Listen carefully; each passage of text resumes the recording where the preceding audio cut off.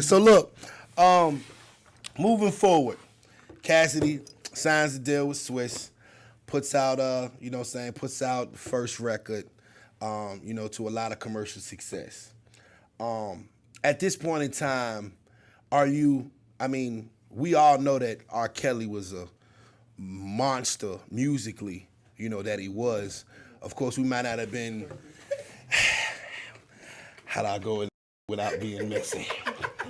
You know what I'm saying? How do I do this without being messy? We're going to talk about it, guys. We get this Ugly Money podcast. My keeping it real. I'm keeping it real. Goddamn, man. Hey, we're going to keep it real, right? We ain't cutting no corners, no, man. No corners. No corners. No corners, man. We get the record with R. Kelly. You know what I'm saying? We all know what it is. We ain't going to sing because we ain't going to, get Kells no. Anyway, here no there. What do you have to say about everything that happened after that record with R. Kelly outside of music? Well, from the accusations, some of the accusations, it could have even been before I was with R. Kelly. Yeah. But, you know what I mean? I wasn't aware of it. I wasn't aware of none of that. I was a super R. Kelly fan, man. Me and my old heads. We all were. Don't let nobody flex. We all were, yeah. I'm just saying, like, I always hung around older.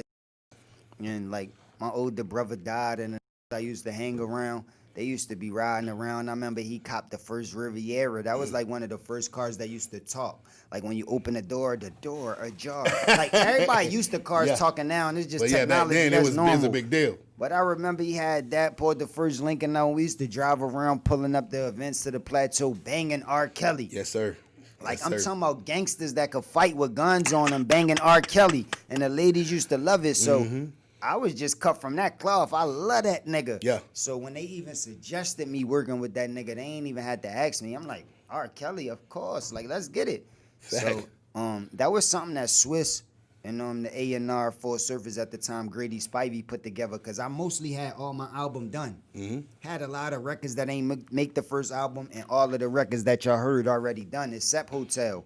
But I was with like a top 40 type of label, Clive Davis, exactly. G Records. They like, he wanted the big where's record. Where's the record that we can cross over with? The radio, exactly. But me, I felt like I need to establish what type of dude I was, like a lyricist, a street nigga. I needed to get that established before I crossed over, because it's so easy to cross over. Exactly. It's like, but let me establish who I am first. But they just wanted to go right from the beginning. So they took me out there to go work with R. Kelly. And the nigga's a genius. Like, when we went in the studio, like a couple seconds after us going in there, we meet and we speak and all that, and we let him know the idea. Like, yo, we got this song called Hotel. We want to, like, take the girls to the hotel, girl. Like, you know what I mean? We let him know the idea. Yeah. Then we put on the beat. And the shit came on, and by the time the beat dropped, like, he didn't even fully hear the beat because the beat ain't even dropped yet. But by the time the beat dropped, he already started singing the shit.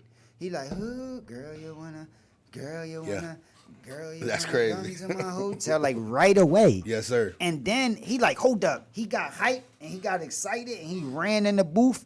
And the nigga did so much, like not even just the hook that you hear on the first Hotel. He did the remix, the one with me and Trina. That's he crazy. did that at the same time.